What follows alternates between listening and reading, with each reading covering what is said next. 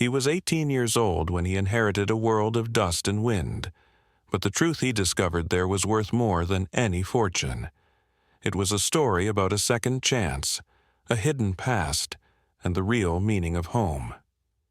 If you're someone who's ever felt lost, or wondered if there was a place you truly belonged, then this story is for you. And if it resonates, I hope you'll consider subscribing, because we're building a community here for people who understand that the hardest journeys often lead to the most beautiful destinations. The day I turned 18 felt less like a birthday and more like an eviction. For 12 years, the St. Jude's Home for Boys had been my universe, a place of gray walls, echoing hallways, and the constant low hum of institutional life. It wasn't a home, not in any real sense of the word, but it was predictable. You knew when the lights came on, when the food would be served, and exactly which floorboards creaked under the night supervisor's weight. On my 18th birthday, that predictability ended. Mrs. Gable, the head social worker, called me into her office. It was a room that always smelled of stale coffee and disinfectant, a place where futures were decided on triplicate forms. She had a practiced, weary smile on her face, the kind you give to a problem you're about to file away for good. She handed me a large manila envelope containing my birth certificate, my Social Security card, and $200 in cash. The state's parting gift. "This is it, Leo," she said, her voice flat. "You're an adult now. You have a spot at the halfway house on Elm Street. Check in by 6, don't be late." I nodded, the words feeling like stones in my throat. An adult. The word felt hollow, like a costume that didn't fit. I had spent my entire life following rules made by others, and now I was supposedly in charge. Alongside the official documents was a small cardboard box, no bigger than a shoebox, tied with a faded piece of twine. It was surprisingly heavy. "What's this?" I asked, my voice barely a whisper. Mrs. Gable pushed it across the desk. "Your mother's personal effects. It's all they found with her. We're required to hold them until you come of age." My mother. I had no real memories of her, only flashes like broken pieces of a dream. The scent of rain on asphalt, the sound of a lullaby hummed off-key, the feeling of a hand smoothing my hair. She had left me at a fire station when I was 6 years old. That was the official story. No note, no explanation. Just a little boy in a too-big coat, clutching a worn teddy bear. For years, I'd spun fantasies about her. She was a secret agent, a famous artist, a woman on the run who had to leave me for my own safety. The reality, the system told me, was far less romantic. Addiction. Mental instability. The file was thin, but the words were sharp. I took the box, my fingers trembling slightly. It felt like holding a ghost. I didn't open it in her office. I couldn't bear to have her weary eyes on me during such a private moment. I mumbled my thanks, shook her hand, and walked out of St. Jude's for the last time. The gate clanged shut behind me, a sound of finality that was both terrifying and liberating. For the first time in my life, there was no one telling me where to go, what to do, or who to be. I was utterly, completely alone. I walked to a nearby park, the city noise a chaotic symphony I wasn't used to. I found an empty bench under a large oak tree and placed the box on my lap. My heart hammered against my ribs. What if there was nothing inside? Or worse, what if what was inside confirmed everything I'd been told? That I was the son of a woman who simply didn't want me? With a deep breath, I untied the twine and lifted the lid. The contents were meager. A tarnished silver locket, empty. A small leather-bound journal with all the pages torn out, leaving only ragged stubs. A single, tarnished brass key with an ornate, circular head. And at the bottom, a photograph. It was faded, the corners soft and bent. It showed a woman, her face half turned from the camera, her dark hair caught in the wind. She was standing in front of a modest, single-story ranch house, its white paint peeling. Behind the house, rolling hills stretched out under a vast, open sky. The woman was smiling, a genuine, unburdened smile. It was the first time I had ever seen her look happy. I turned the photo over. Scrawled on the back in faint, looping handwriting were two things: an address in a state I'd never heard of, Wyoming, and a single word, home. I stared at that word, at that address, for what felt like an hour. Home. The word was a foreign country to me. St. Jude's was a facility. The halfway house on Elm Street would be a temporary shelter. But this place in the photograph, this was different. This was a promise. The brass key in my hand suddenly felt heavier, more significant. The address in Wyoming was 1,000 miles away, a world away from the gritty city streets I knew. The sensible thing to do, the thing Mrs. Gable and the entire system expected of me, was to walk to Elm Street, check in, find a menial job, and try not to become another statistic. It was a path laid out for me, a path of survival, not of living. But looking at that photograph, at the ghost of my mother's smile, a different possibility began to bloom in my chest, a fragile, dangerous hope. What if her story wasn't the one in the file? What if the truth wasn't in the torn-out pages of her journal, but in the place she had called home? I looked at the bus station across the street, then back at the address in my hand. I had $200, a backpack with 3 changes of clothes, and a key to a house I'd never seen. It was insane. It was reckless. It was the first real choice I had ever made. I stood up, leaving the manila envelope with the halfway house information on the bench. I walked across the street into the grimy light of the bus terminal and bought a one-way ticket to a town called Sage Creek, Wyoming. The bus ride was a 3-day journey through the heart of the country, a blur of sprawling highways, lonely gas stations, and endless fields. I sat by the window, watching America roll by, feeling like a ghost haunting the edge of other people's lives. During the day, I studied the photograph, trying to memorize the slope of the roof, the pattern of the peeling paint, the way my mother's hair flew in the wind. At night, with the cabin lights dimmed and the other passengers asleep, I'd hold the brass key in my palm, its cool weight a tangible link to a past I was hurtling toward. The other boys at St. Jude's used to talk about what they'd do when they got out. They had dreams of fast cars, of girlfriends, of making a name for themselves. My dreams were always smaller, quieter. I just wanted to understand where I came from. I didn't need a mansion, I just needed a foundation. I wondered what I would find in Sage Creek. Would the house still be standing? Would anyone there remember her? The fear was a constant companion, a cold knot in my stomach. I was chasing a ghost based on a single photograph.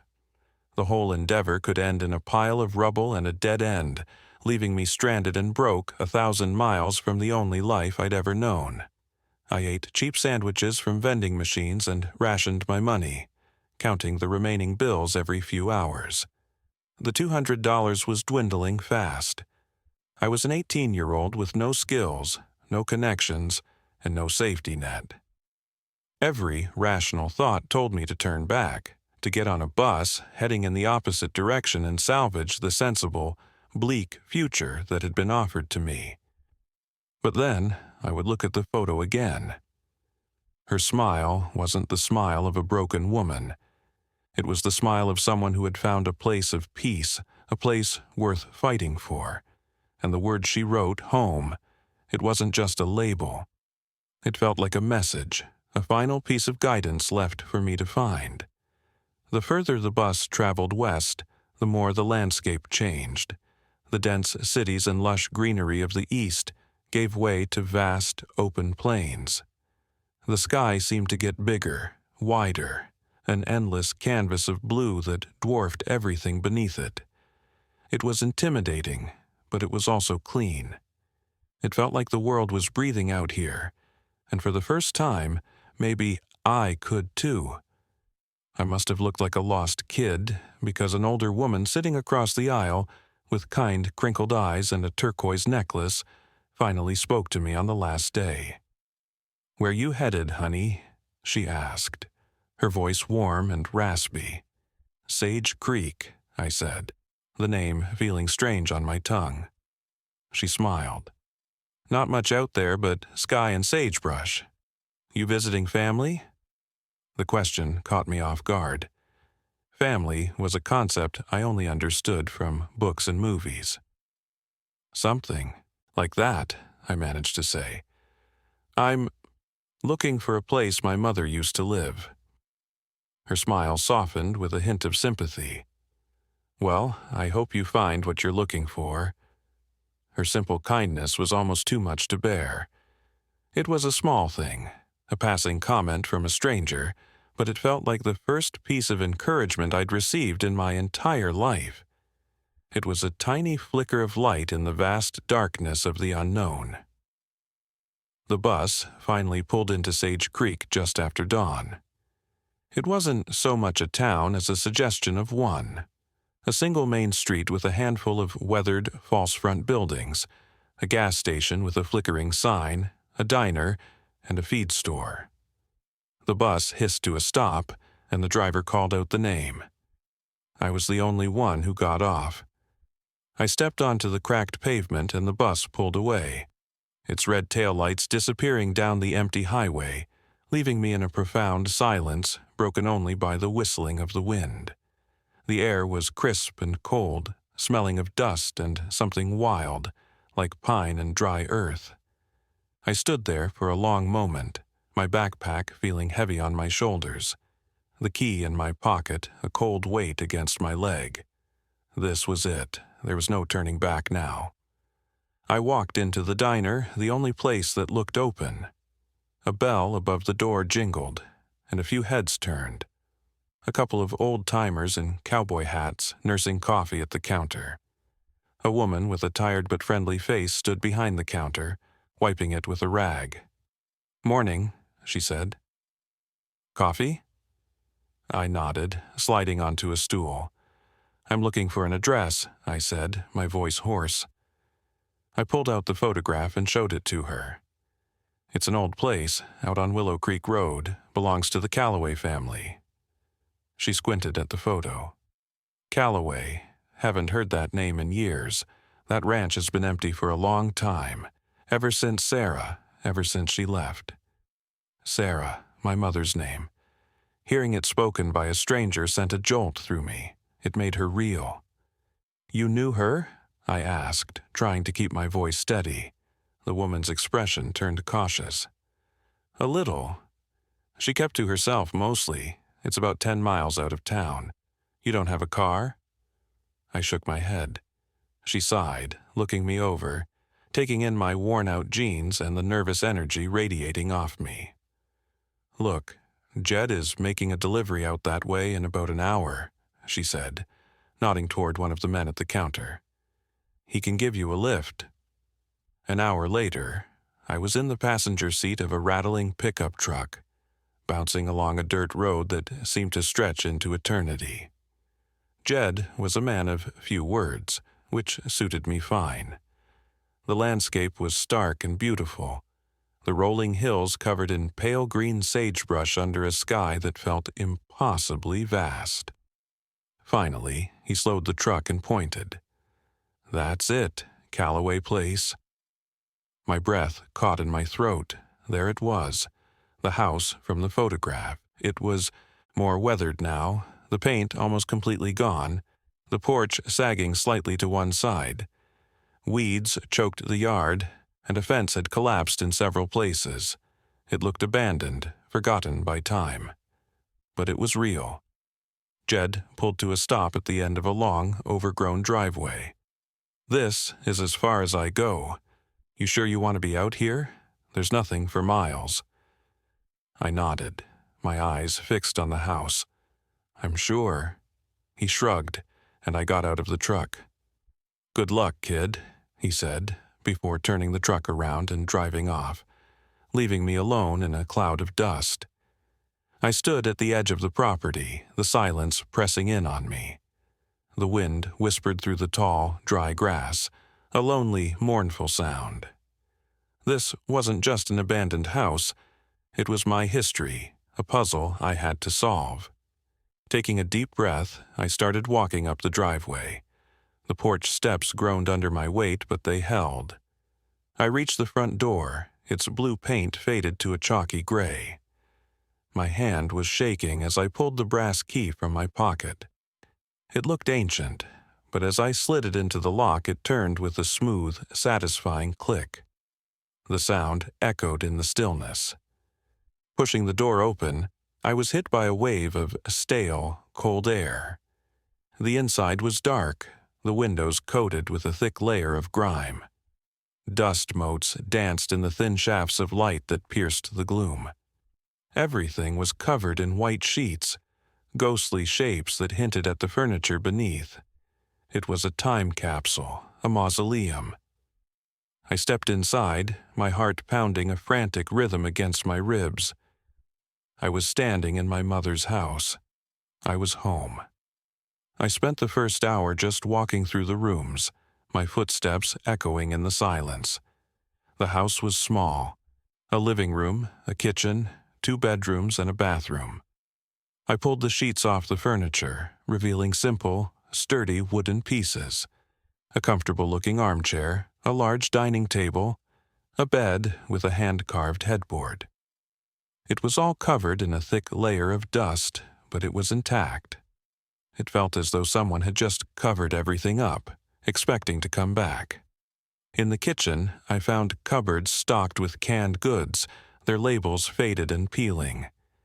In one of the bedrooms, which I assumed was hers, there was a closet with a few dresses still hanging inside, their colors muted by time. It was an eerie, intimate experience, like walking through someone's memories. There were no personal trinkets, no photographs on the walls, no clutter. It was as if the soul of the house had been scrubbed clean, leaving only the bones. I felt a growing sense of disappointment. I had come all this way hoping for answers, but the house was as silent and enigmatic as my mother herself. I sat down on the dusty floor of the living room, the weight of my journey, the exhaustion, and the loneliness finally catching up to me. Maybe this was a mistake. Maybe there was nothing here for me but an empty house and a legacy of unanswered questions. I felt the familiar despair creeping in, the one that whispered that I was destined to be alone, unmoored, a product of a broken past. But then my eyes landed on a large wooden chest tucked away in a corner, half hidden by a sheet I hadn't pulled off. It was an old steamer trunk, bound with leather straps. It wasn't locked. With a surge of renewed hope, I crawled over to it and lifted the heavy lid. Inside, it was filled with books, old paperbacks, poetry collections, textbooks on botany and agriculture. My mother had been a reader, and nestled right on top, there was a stack of letters, tied together with a blue ribbon. They were addressed in a strong, masculine hand to "My dearest Sarah," and they were signed, "Love, Dad." My grandfather. I had never even known I had one. My hands trembled as I untied the ribbon and picked up the first letter. The date on it was from just over 12 years ago, right around the time I was left at the fire station. I began to read, and the silent house finally started to tell its story. The letters were a one-sided conversation, my grandfather's words reaching out to a daughter who was clearly in hiding. He wrote about the ranch, about the changing seasons, the health of the cattle he used to keep, the way the light hit the hills in the morning. But woven through these gentle observations was a story of a fierce, desperate struggle. "The vultures are circling again, Sarah," he wrote in one of the early letters. "That corporation, AgriCorp, they're getting more aggressive. They sent another man in a suit, offering pennies on the dollar for the land." He talked about progress, about efficiency. I told him what he could do with his progress. "This land has our blood in it. It has your mother's soul in it. I will not let them poison it." AgriCorp. The name meant nothing to me, but I could feel the venom in my grandfather's words. He wrote about their tactics, legal threats, intimidation, attempts to cut off his access to water. He was an old man fighting a faceless giant, and my mother was somehow caught in the middle. "I know why you had to leave," another letter read.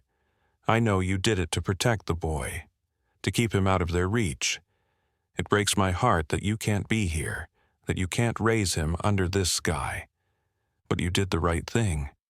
You gave him a chance at a life away from this fight. Just know that I am keeping this place safe for you both, for the day you can come home." My breath hitched. To protect the boy, me. I wasn't abandoned. I was protected.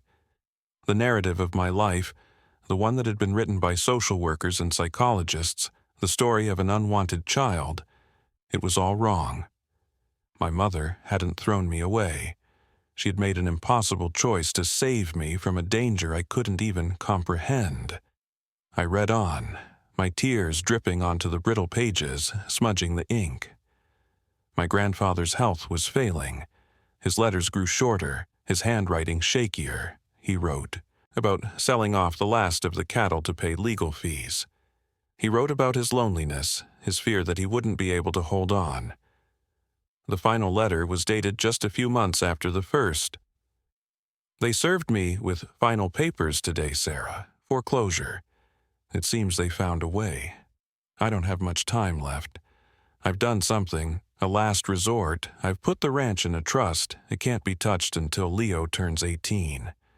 It's all I can do. I've entrusted everything to Abernathy, the lawyer in town. He's a good man. When the time is right, find him.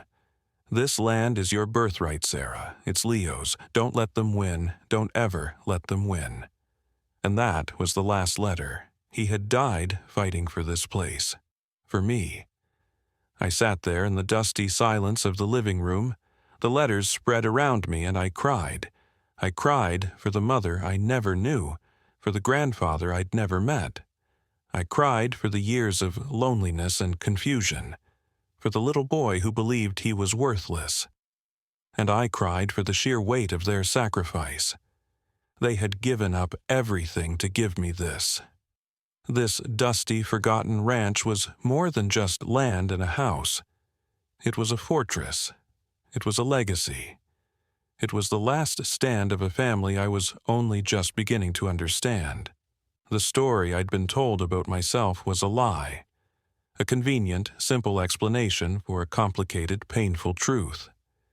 And sitting here, in the heart of that truth, I felt a profound shift inside me. The shame I'd carried for so long began to dissolve, replaced by a slow-burning anger, and beneath that, a powerful sense of purpose. This fight wasn't over. My grandfather had passed the torch to my mother, and now, it seemed, she had passed it to me. Now, listen. If you've made it this far in the story, maybe it's because you know what it's like to have your world turned upside down by a secret. Maybe you've discovered something about your family or your past that changed everything you thought you knew. It's a disorienting, terrifying feeling, but it can also be a powerful catalyst for change. It forces you to redefine who you are on your own terms. If you have a story like that, a moment when the truth rearranged your reality, I'd be honored if you shared a piece of it in the comments below. We're all just trying to make sense of the stories we've been given, and sometimes sharing them is the only way to find our way through. You're not alone in this. Now, let's get back to that dusty living room, because my journey was far from over. The letters had given me a past, but my future was still a terrifyingly blank page. The next morning, I woke up on the floor, stiff and cold, with the first rays of sunlight streaming through the dirty windows. The letters were still clutched in my hand. My grandfather's final words echoed in my mind. "Find Abernathy." I washed my face with the last of the water from my bottle and walked the 10 miles back to town. The walk gave me time to think, to let the revelations of the night before settle into my bones. The anger was still there, a hot coal in my gut, but it was accompanied by a clear-headed resolve. I wasn't just a lost kid anymore. I was Leo Calloway, and I had a legacy to defend. I found the law office of Abernathy and Son on the main street. The & Son was faded, a relic of a time gone by. The office was small and cluttered, smelling of old paper and leather. A man, who must have been in his late 70s, sat behind a massive oak desk, surrounded by teetering stacks of files. He had kind eyes behind thick glasses and a fringe of white hair. "Can I help you?" he asked, his voice raspy with age. "My name is Leo Calloway," I said, and his eyes widened in surprise. "I believe my grandfather, William Calloway, left something in your care for me." He stared at me for a long moment, his expression a mixture of shock and something else. Recognition. "Good Lord," he whispered, "you have your mother's eyes." He gestured for me to sit down. "I've been waiting for you, son. For 12 years, I've been waiting." Mr. Abernathy explained everything. My grandfather, knowing he was dying and that my mother was in no position to fight, had used the last of his money to create a complex legal trust. The ranch was put into a state of protected limbo, with the county as a temporary steward, under the condition that it could not be sold or developed until I, the sole heir, turned 18. It was a brilliant, desperate move that had frozen AgriCorp's attempts to seize the property. "Your grandfather was a stubborn, magnificent man," Abernathy said with a sad smile. "He fought them with everything he had. They tried to bleed him dry with legal fees, dammed up his water access, made his life a living hell. But he never broke." He then slid a thick file across the desk toward me. "This is the current situation. The trust expires in 1 week. On that day, the ownership of the Calloway Ranch legally transfers to you, along with all of its assets and all of its liabilities." He let that sink in. "Liabilities?" I asked, a sense of dread creeping back in. "The back taxes have been piling up for over a decade," he explained patiently. "The total is substantial. Over $80,000. If you can't pay it, the county will seize the property and sell it at auction." My heart sank. $80,000. I had less than $50 to my name. It was an impossible number. "And you can guess who will be the first and likely only bidder at that auction," Abernathy added grimly. "AgriCorp." It was a perfect trap. They didn't have to fight anymore. All they had to do was wait for me to fail. It was my grandfather's last stand, but it seemed he had only managed to delay the inevitable. I felt the hope that had been building inside me begin to crumble. "But that's not all," Abernathy continued, leaning forward. He lowered his voice. "AgriCorp knows the deadline is approaching. They've made an offer. A final one. They're prepared to buy the ranch from you, clear the tax debt, and give you a check for $250,000. Clean and clear." I stared at him, speechless. $250,000. The number was astronomical, beyond anything I could have ever imagined. It was enough to change my life. I could go anywhere, do anything. Get an apartment, go to college, build a future free from the struggles that had defined my past. It was an escape, a golden ticket out of the mess I had just inherited. All I had to do was sign a piece of paper, give up the land, let them win. "They sent a representative," Abernathy said. his eyes watching me closely. "He'll be in town for the next few days. The offer is on the table until the day the trust expires. After that, they'll just wait for the auction." He handed me a business card. John Davies, Land Acquisition, AgriCorp. The choice was laid out before me, stark and brutal. On one hand, a life of financial security, a fresh start, a complete break from the past. On the other, a dilapidated ranch, a mountain of debt, and a fight against a corporate giant that I had no chance of winning. It was the easiest decision in the world and the hardest. "I need to think," I said, my voice barely audible. Abernathy nodded slowly. "Take your time, son, but not too much time. The clock is ticking. Your grandfather and your mother fought for that land because it was more than just dirt and scrub to them. Before you decide, you should understand what you'd be giving away." He explained that the ranch wasn't just acres of grazing land. It held some of the oldest and most significant water rights in the entire valley.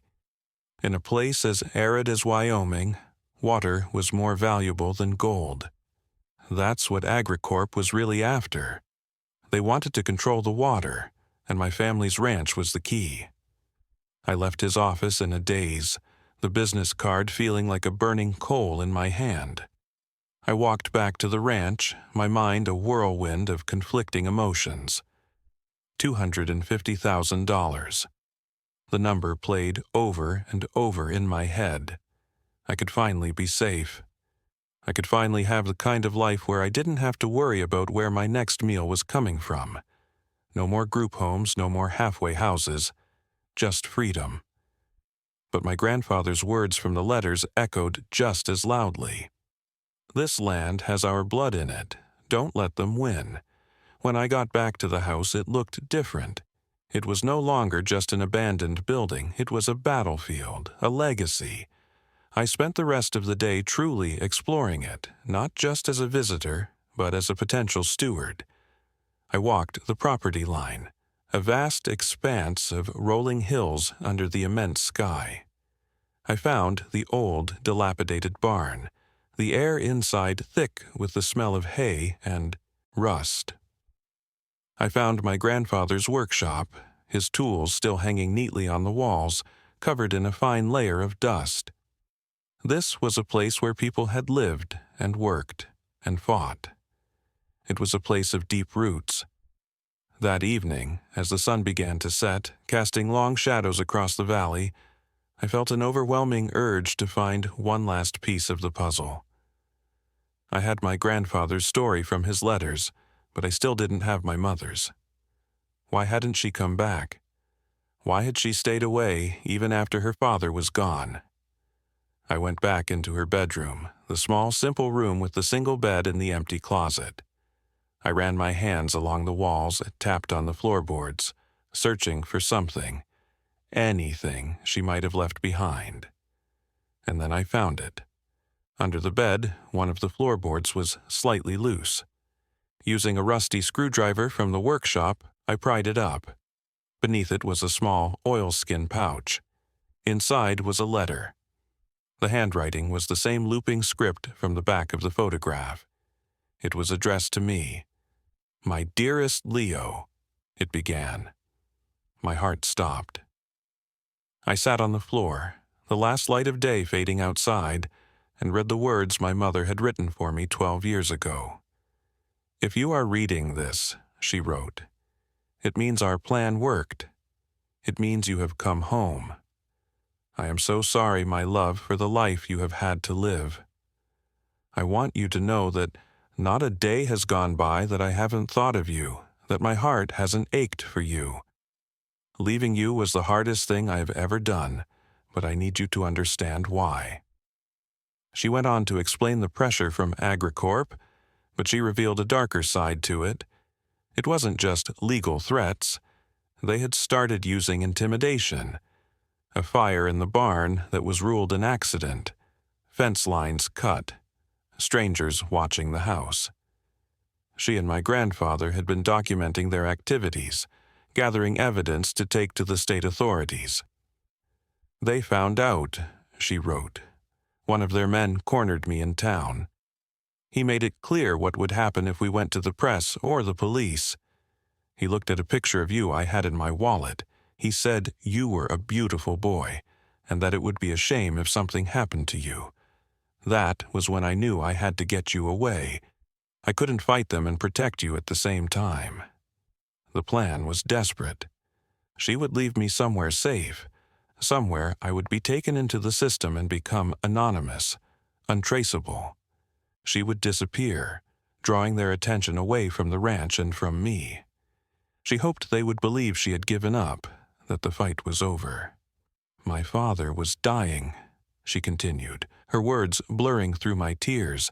"He created the trust to protect the land for you, and I made a deal to protect your life. I have the evidence we collected. I have kept it safe all these years. But I have had to live in the shadows, always looking over my shoulder.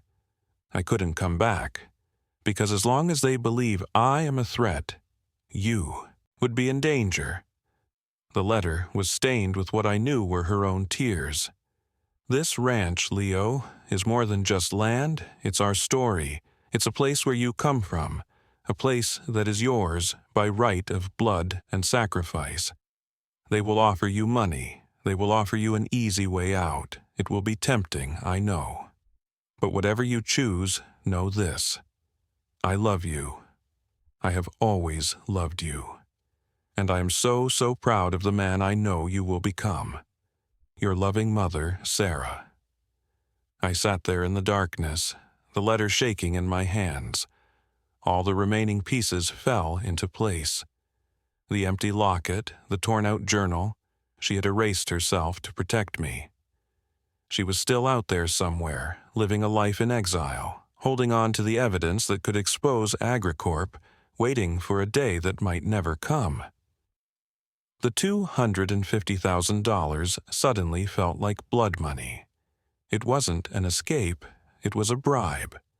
It was the price for my silence, the price for my family's legacy, the price for my mother's sacrifice. The choice was no longer difficult. In fact, it wasn't a choice at all. There was only one path forward. I knew what I had to do. I folded the letter, placed it carefully back in the pouch, and put it in my pocket. It felt like I was carrying my mother's heart. I would not sell. I would not run. I would fight. I would find a way to pay the taxes. I would find a way to get the evidence my mother had protected for so long. I would finish what my family had started. The next morning, I walked back into town, my steps firm, my purpose clear. I went straight to Mr. Abernathy's office. He looked up as I entered, and he must have seen the change in me, because a slow smile spread across his face before I even said a word. "I'm not selling," I said, my voice steady and strong. "I'm staying. This is my home, and I'm going to fight for it." Abernathy's smile widened. He reached into a drawer in his desk and pulled out a thick, dusty ledger. "I was hoping you'd say that," he said, his voice thick with emotion. "Your grandfather was a planner. He knew the tax bill would be overwhelming. He couldn't leave you cash. AgriCorp's lawyers would have found a way to attach it, but he did leave you something else." He opened the ledger. Tucked inside were dozens of old, pre-war savings bonds, bought over a lifetime of hard work and careful saving. He entrusted these to me. They've been maturing for decades. I had them appraised last week just in case. After taxes and fees, there's just over $92,000. I stared at the bonds, my vision blurring. It wasn't a fortune, but it was enough. It was enough to pay the tax bill. It was enough to give me a fighting chance. It was my grandfather's final gift, a lifeline from beyond the grave. "He said it wasn't enough to make you rich," Abernathy said softly, "but he hoped it would be enough to let you choose, to let you fight if you had the heart for it." Later that day, met with John Davies from AgriCorp. He was exactly as I'd imagined. Slick, confident, with a predatory smile and an expensive suit that looked out of place in the dusty diner. He slid the offer across the table, a contract that promised me a life of ease. "It's a generous offer, Leo," he said, his voice smooth as oil. "A new start. No one would blame you for taking it. This place, it's a relic. You're a smart kid. You should be looking to the future, not clinging to the past." I looked him straight in the eye and pushed the contract back across the table. "The ranch is not for sale," I said. His smile faltered for just a fraction of a second. "Don't be a fool, kid. You have no idea what you're up against." "Maybe," I replied, standing up. "But I know what I'm fighting for. And that's something you'll never understand." I walked out of the diner, leaving him sitting there with his useless contract, and I didn't look back. The weeks that followed were the hardest and most rewarding of my life. With Mr. Abernathy's help, I paid the back taxes, securing the deed to the ranch in my name. The remaining money from the bonds was barely enough to live on, but it was a start. I moved into the house, my house, and began the slow, arduous process of bringing it back to life. I scrubbed the floors, washed the windows, and patched the leaky roof. I spent my days clearing the overgrown fields, mending fences, and learning the rhythms of the land. It was back-breaking work, but every drop of sweat felt like an investment in my future, in my family's legacy. The townspeople, who had initially been wary of me, started to come around. The woman from the diner, whose name was Martha, would bring me a hot meal every few days. Jed, the man who had given me a ride, helped me fix the old well pump. They had respected my grandfather, and seeing me work the land, seeing me stay, earned me a quiet, grudging respect of my own. I was no longer an outsider. I was becoming part of the community. But the fight with AgriCorp was far from over. Their trucks started appearing on the road bordering my property, their surveyors watching my every move. It was a silent, constant pressure, a reminder that they were still there, waiting for me to fail.